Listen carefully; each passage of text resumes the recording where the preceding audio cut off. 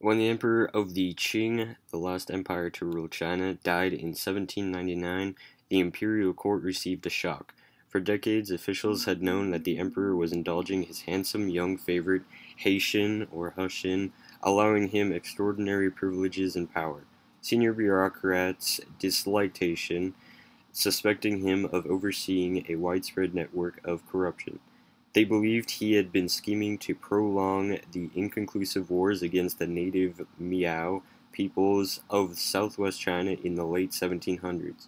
Glowing reports of successes against the rebels had poured China into the capital, and enormous sums of government money had flowed to the battlefields. But there was no adequate accounting for the funds, and the war persisted. After the emperor's death, Hushin's enemies ordered his arrest. When they searched his mansion, they discovered a magnificent hoard of silk, furs, porcelain, furniture, and gold and silver. His personal cash alone exceeded what remained in the imperial treasury. The new emperor ordered Hushin to commit suicide with a rope of gold silk. The government seized Hushin's fortune, but the financial damage could not be undone.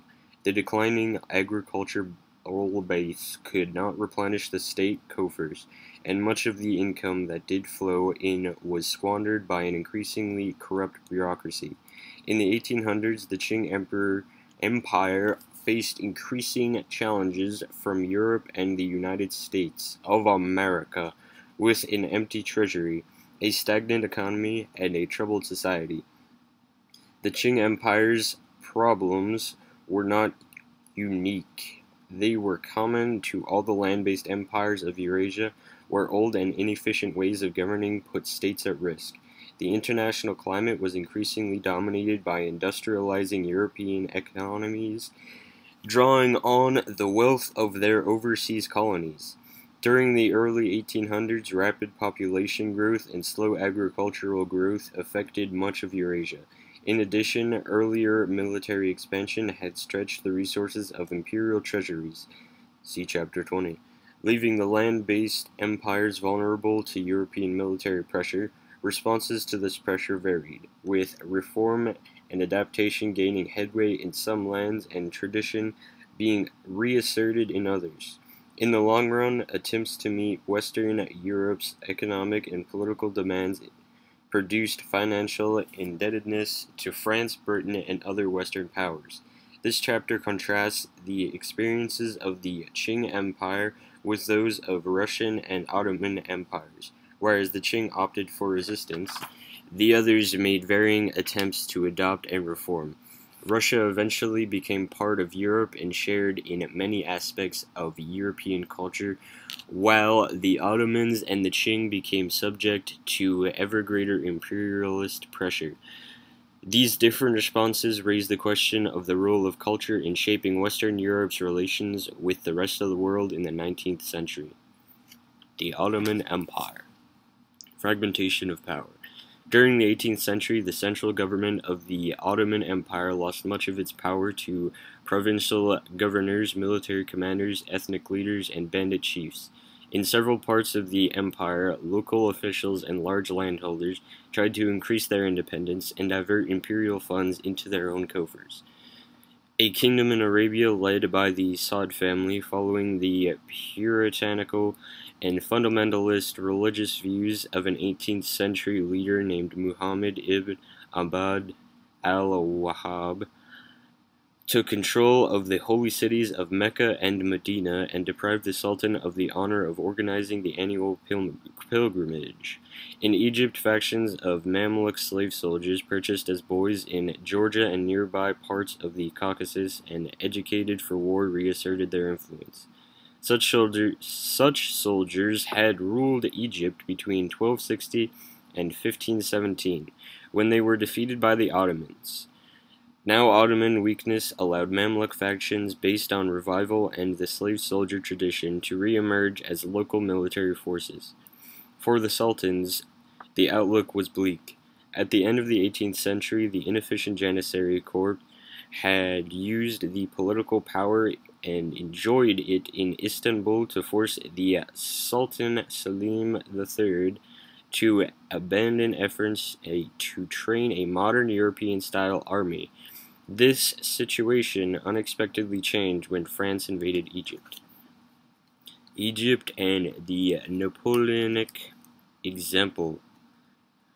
Napoleon Bonaparte and an invasion force of 36,000 men and 400 ships invaded Egypt in May 1798. The French quickly defeated the Mamluk forces that for several decades had dominated the country under the loose jurisdiction of the Ottoman Sultan in Istanbul.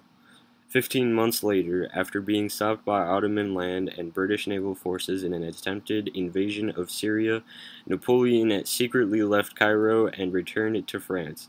3 months later, he seized power and made himself emperor. Muhammad Ali. Back in Egypt, his generals tried to administer a country that they only poorly understood. Cut off from France by British ships in the Mediterranean, they had little hope of remaining in power and agreed to withdraw in 1801. For the second time in 3 years, a collapse of military power produced a power vacuum in Egypt.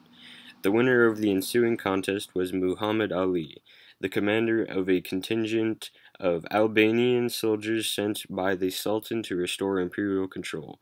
By 1805, he had taken the place of the official Ottoman governor, and by 1811, he had dispossessed the Mamluks of their lands and privileges. Muhammad Ali's rise to power coincided with the meteoric career of Emperor Napoleon I. It is not surprising, therefore, that he had adopted many French practices in rebuilding the Egyptian state. Militarily, he established special schools for training artillery and cavalry officers, army surgeons, military bandmasters, and others. The curricula of these schools featured European skills and sciences, and Muhammad Ali began to send promising officer trainees to France for education. In 1824, he started a gazette devoted to official affairs, the first newspaper in the Islamic world. Muhammad Ali, leader of Egyptian modernization in the early 19th century. He ruled Egypt as an Ottoman governor but had imperial ambitions. His descendants ruled Egypt until overthrown in 1952. Reforms on European models. As discussed in Chapter 22, Muhammad Ali built all sorts of factories to outfit his new army. These did not prove efficient enough to survive, but they showed a determination to achieve independence and parity with the European powers. Egypt and Syria and Greece. In the 1830s, Muhammad Ali's son Ibrahim invaded Syria and instituted some of the changes already underway in Egypt. The improved quality of the new Egyptian army had been proven during the Greek War of Independence. When Ibrahim had commanded an expeditionary force to help the Sultan. In response, the Sultan embarked on building his own new army in 1826. The two armies met when Ibrahim attacked northward into Anatolia in 1839 and defeated the army of his suzerain, the Ottoman Sultan. The road to Istanbul seemed open until the European powers intervened and forced a withdrawal to the present-day border between Egypt and Israel.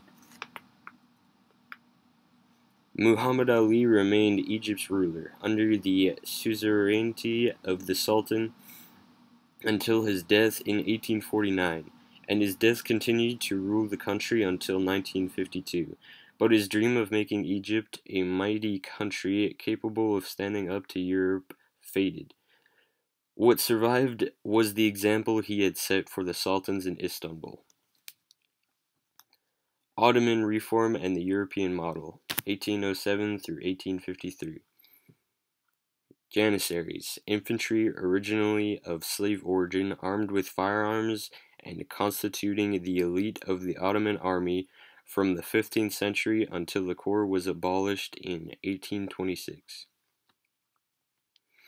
At the end of the 18th century, Sultan Selim III, ruling 1789 through 1807, a forward-looking ruler who stayed abreast of events in Europe, introduced reforms to create European-style military units. bring provincial governors under central government control, and standardize taxation. The rise in government expenditures to implement the reforms was supposed to be offset by taxes on selected items, primarily tobacco and coffee.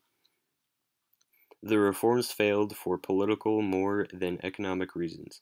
The most violent and persistent opposition came from the Janissary military corps. Originally Christian boys taken from their homes in the Balkans, converted to Islam, and required to serve for life in the Ottoman army. In the 18th century, the Janissaries became a significant political force in Istanbul and in provincial capitals like Damascus and Aleppo. Their interest in preserving special economic privileges made them resist the creation of new military units. Serbia, the Ottoman province in the Balkans that rose up against Janissary control in the early 1800s. At times, Janissary power produced military uprisings. In the Ottoman territory of Serbia, local residents intensely resented the control exercised by Janissary governors. The Orthodox Christians claimed that the Janissaries abused them. In response, Selim threatened to reassign the Janissaries to Istanbul, suspecting that the Sultan wanted to curb their political power. In 1805, the Janissaries revolted and massacred Christians in Serbia. Unable to re-establish central Ottoman rule over Serbia, the Sultan had to rely on the ruler of Bosnia, another Balkan province, who joined his troops with the peasants of Serbia to suppress the Janissary uprising. The threat of Russian intervention prevented the Ottomans from disarming the victorious Serbians, so Serbia became effectively independent. Sultan Muhammad II. Other opponents to reform included ulama, or Muslim religious scholars, who distrusted the secularization of law and taxation that Selim proposed. In the face of widespread rejection of his reforms, Selim suspended his program in 1806.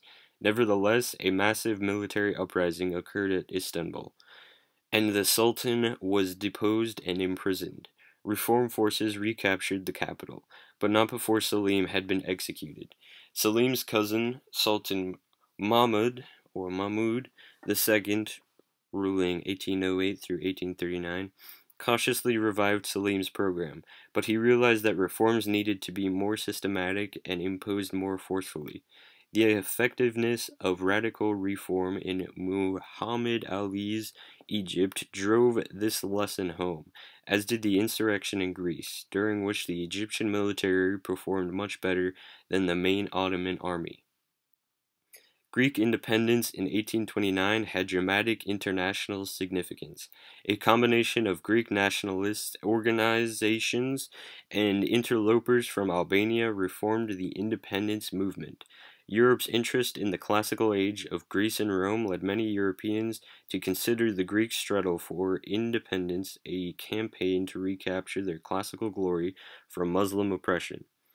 Some, including the mad, bad, and dangerous to know English poet Lord Byron, who lost his life in the war,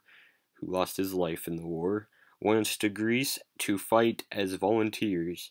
When the combined squadrons of the British, French, and Russian fleets, under orders to observe but not intervene in the war, made an unauthorized attack that sank the Ottoman fleet at the Battle of Navarino, Greek victory was assured.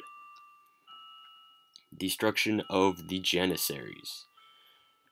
Mahmud II concurred with the pro-Greek Europeans in viewing Ottoman military reversals in Greece as a sign of profound weakness. With popular outrage over the military setbacks strong, the Sultan made his move in 1826. First, he announced the creation of a new artillery unit, which he had secretly been training. When the Janissaries rose in revolt, he ordered the new unit to bombard the Janissary barracks. The Janissary Corps was officially dissolved. Like Muhammad